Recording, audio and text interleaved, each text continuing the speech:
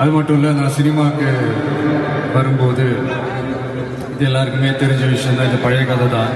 நான் ஃபேஸ் பண்ணாத விமர்சனங்கள் இல்லை, நான் ஃபேஸ் பண்ணாத அவமானங்கள் இல்லை, இந்த மாதிரி நிறைய காயங்கள் அதெல்லாம் தாண்டி தான் வந்திருக்கிறோம். அந்த மாதிரி நேரத்துலலாம் டே ஒன்லேருந்து என் கூடவே நின்னது என்னோட ரசிகர்கள்.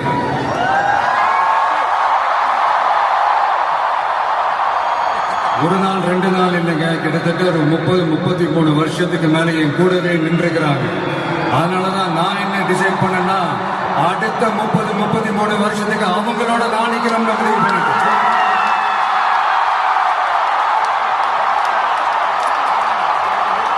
எனக்குன்னு ஒண்ணுனா வந்து தியேட்டர்ல நிக்கிறாங்க, நாளைக்கு அவங்களுக்குன்னு ஒண்ணுனா அவங்க வீட்டுல போய் நிக்கணும்னு நான் முடிவு பண்ணிட்டேன்.